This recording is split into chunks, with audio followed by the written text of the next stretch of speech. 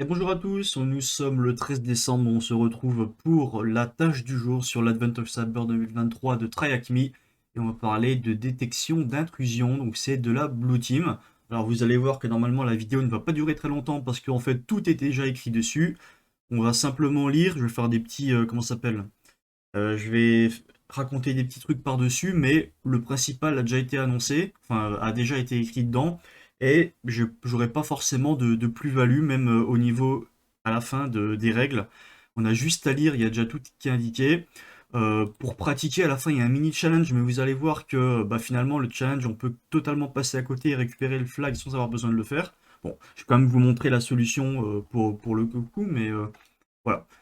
Donc ça va être un truc assez rapide. Donc aujourd'hui on va parler de Blue Team, on va essayer de comprendre le modèle diamant, donc qu'est-ce que c'est. On va également voir les stratégies défensives qui peuvent être appliquées au fameux modèle en diamant.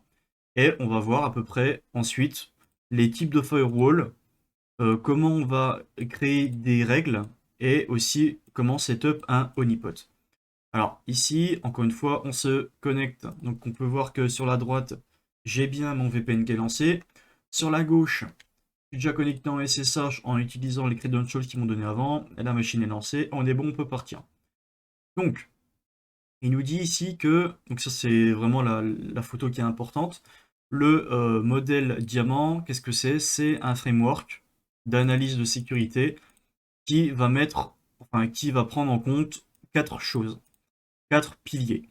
Le premier, c'est l'adversaire. L'adversaire, qu'est-ce que c'est? Bah, comme son nom l'indique, c'est la personne, l'attaquant, qui va essayer de compromettre, d'attaquer une victime ou quelque chose. Donc, ça, c'est exactement ce qu'ils disent là, il n'y a pas vraiment d'autre chose à dire de plus. La victime, ça tient sur deux lignes. Bah, comme son nom l'indique, la victime, c'est la target, c'est la cible, celle qui va être attaquée par l'adversaire. Ensuite, on a l'infrastructure. Donc ça va être potentiellement, bah, comme son nom l'indique, l'infrastructure qui va être utilisée par rapport à l'attaquant pour arriver à ses fins. Donc ça peut être soit directement contrôlé par l'attaquant, soit des intermédiaires comme par exemple des providers. Donc ça peut être n'importe quoi si l'attaquant il met une page de phishing enfin il host une page de phishing sur un serveur Amazon, eh bien l'infrastructure n'est pas directement euh, n'est pas directement lié à l'attaquant, c'est Amazon qui l'a, mais l'attaquant l'utilise pour faire ses actions dessus. Et à la fin, on a la capability. Donc, capability, en fait, c'est de quoi l'adversaire est capable, qu'est-ce qu'il va utiliser. Donc, il y a des différents skills qu'il peut utiliser. Il y a les outils, les techniques, donc on peut voir des exemples. Le phishing peut être utilisé, comme je vous l'ai dit juste avant. L'attaquant, pour arriver à ses fins, il peut également exploiter des vulnérabilités qui sont présentes, par exemple sur des sites web ou autres. Il peut utiliser du social engineering, balancer des malwares, voilà, et faire du déni de service. Voilà. Déjà la menace qui vient de l'intérieur. Dans les entreprises, si on a comment s'appelle, un employé qui est mécontent, eh ben, il peut causer du tort à l'entreprise, alors que c'est pas forcément un attaquant, c'est quelqu'un qui est directement depuis l'intérieur. Donc, ça, c'est voilà, la photo voilà, qu'il faut regarder, c'est celle-ci, enfin l'image plutôt. C'est le modèle en diamant. On a un adversaire qui veut target une victime et pour ça, il utilise une infrastructure et des capacités, enfin, des techniques, ce genre de choses, donc pour arriver à ses fins. Donc, c'est vraiment la trinité. Adversaire qui utilise des infras et des capabilities pour target une victime. Ensuite, le modèle du coup diamant défensif. On va utiliser principalement deux choses. Donc Defensive Capability, donc c'est les techniques qu'on va utiliser, notamment il y a le threat hunting. En fait, qu'est-ce que c'est? C'est un process itératif et proactif. Donc qu'est-ce que ça veut dire? Ça veut dire que en fait, bah, la team qui fait du threat hunting, elle va directement aller chercher de manière proactive des activités qui peuvent être malveillantes sur le réseau, donc soit de leur entreprise, soit de l'entreprise pour laquelle elles travaillent. Si jamais c'est une boîte qui bosse pour d'autres entreprises, ben dans ce cas-là, elles vont aller voir par rapport à ça, elles vont faire du threat hunting par rapport à l'entreprise pour laquelle elles travaillent.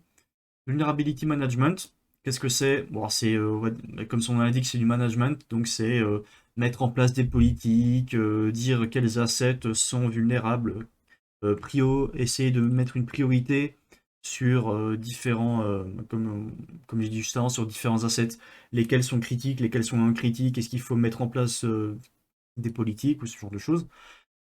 On a également, donc ça c'était vraiment la partie, on va dire, plus technicité, high level, on reste assez large. Et là, c'est plus côté technique. Donc, avec, par exemple, ici, on parle de firewall. Donc, firewall, peut y en avoir plusieurs. Soit stateless, on va dire c'est les classiques. Soit stateful inspection, c'est des firewalls, comme il l'indique ici, qui sont un peu plus sophistiqués. Et du coup, qui vont pouvoir se baser sur des règles et par rapport à un contexte pour savoir s'ils doivent refuser la connexion ou pas. On a aussi le proxy, le Web Application Firewall et les Next Generation Firewall qui, eux, j'imagine que se basent sur des règles qui sont beaucoup plus poussées avec de l'étude de comportement et ce genre de choses pour détecter et bloquer de potentielles attaques. Ici, on nous donne un petit exemple de comment configurer un firewall. Donc là, on se base sur Ubuntu, donc sur du Linux. Et qu'est-ce qu'on a? Ben, on a la commande sudo pour exécuter la commande en tant que root, enfin, avec des comment ça s'appelle? Avec des privilèges administrateurs, parce que sinon on n'aura pas les droits nécessaires.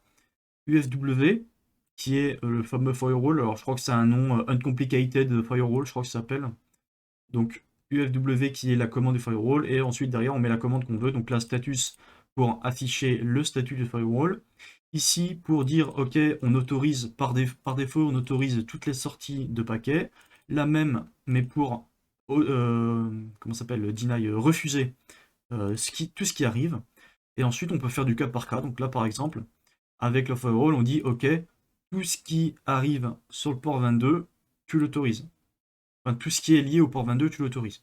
Ici, tu fais en sorte de ne pas accepter ce qui arrive de cette adresse IP-là.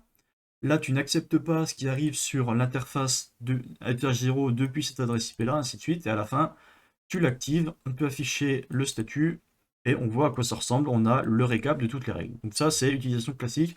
Si jamais on s'est planté, on peut faire un UFW reset pour remettre les règles par défaut. Mais on a également aussi un honeypot.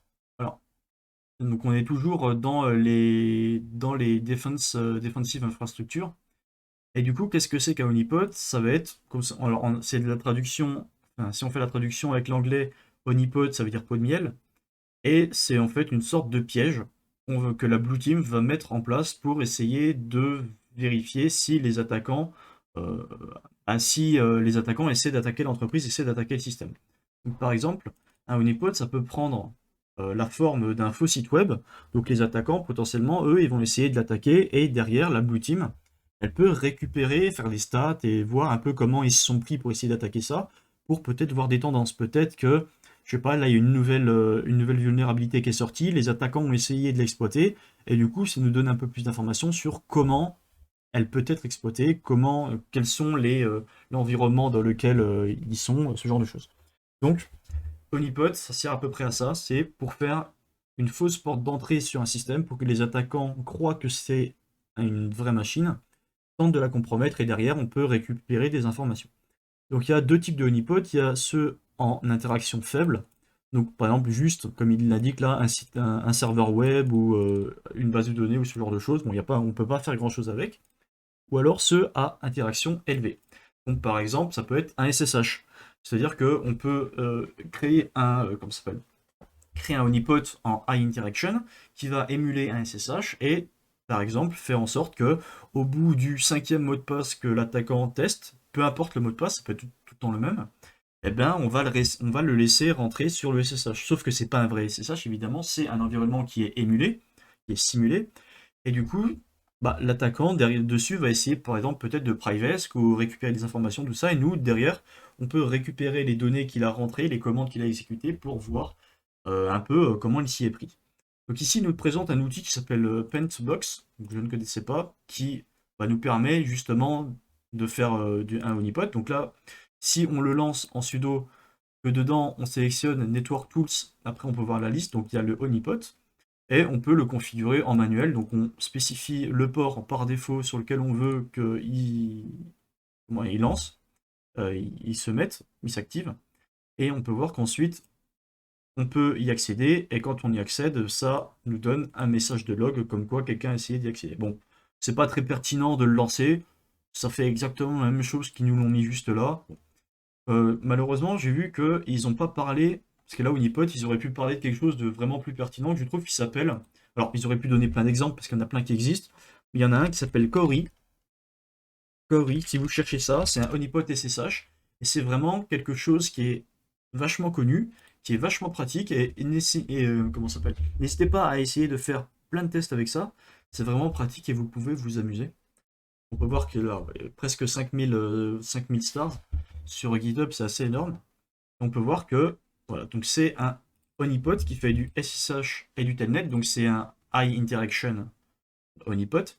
Et derrière, il y a toute une documentation pour l'installer. Je crois qu'il y a même une image Docker, donc c'est vraiment simple à faire, il n'y a vraiment pas grand-chose. Et on peut également, après, aller directement dans les fichiers si on veut, par exemple, exécuter des commandes ou modifier des commandes. C'est-à-dire que ici, si on veut faire en sorte que quand l'attaquant arrive à se connecter au SSH, quand il tape la commande ls, ça fasse autre chose que le vrai ls, et bien ça, on peut le préciser. Par exemple, si l'attaquant tape ls et qu'on veut afficher Toto, ou n'importe quelle phrase, ou exécuter un autoscript, c'est possible. Et du coup, comme ça, on peut piéger un petit peu l'attaquant pour voir et modifier le comportement directement de l'environnement. Donc ça, ils n'en ont pas parlé, mais n'hésitez pas à aller faire un tour, c'est vraiment cool. Et bah, on arrive déjà à la fin, en fait. On arrive déjà à la fin. Donc, quel modèle de sécurité permet de faire de l'analyse, machin, bidule? Donc c'est le Daemon Model.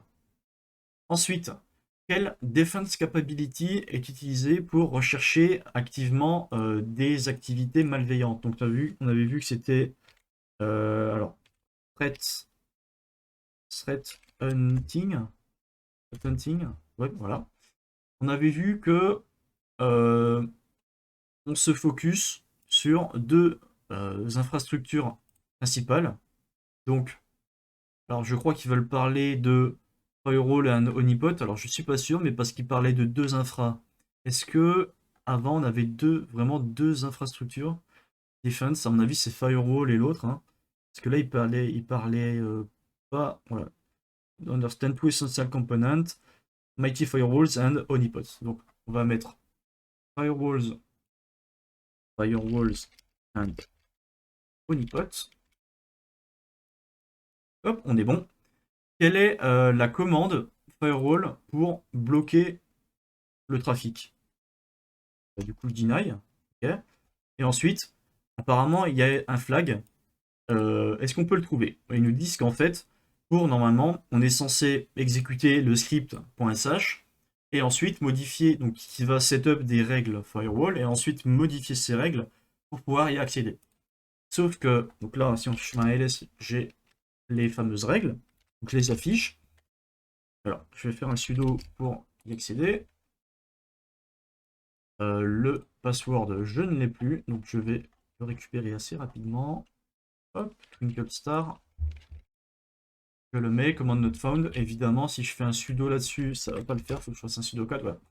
Donc en fait, si j'exécute le script, il va faire un sudo force reset, hello incoming, machin, bidule, ok.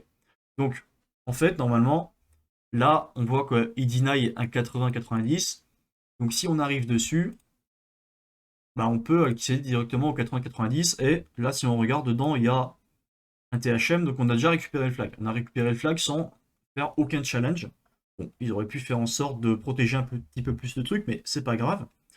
En tout cas, ici, normalement, on est censé exécuter le firewall. Donc si on lance le /van à quelque chose, alors permission deny, évidemment, il faut faire un sudo au-dessus, donc en fait, ça n'a aucun intérêt, parce que le sudo, on peut déjà lire ce qu'il y a dedans, donc bon, bref, classique. Donc là, par défaut, qu'est-ce que ça fait? Ça reset toutes les configurations du firewall, si jamais il y en avait avant. Par défaut, on va autoriser tout ce qui rentre. On va autoriser le port 80, le port 22, donc SSH et HTTP. On va refuser le 21, qui est le FTP. On va refuser tout ce qui arrive sur le port 80-88. Et on va refuser le port 80-90. Ok. Maintenant, quelle est la commande pour faire en sorte qu'on puisse accéder à ça? Enfin, qu'on puisse de nouveau accéder au site. Ben, on va refaire. Donc là, si je retourne sur le site, normalement, Normalement, j'ai plus accès, ça va me mettre une erreur. Ça va tourner dans le vide parce que j'ai... Voilà. Ça tourne dans le vide et il se passe rien. Donc pour y aller de nouveau, on va faire un sudo ufw.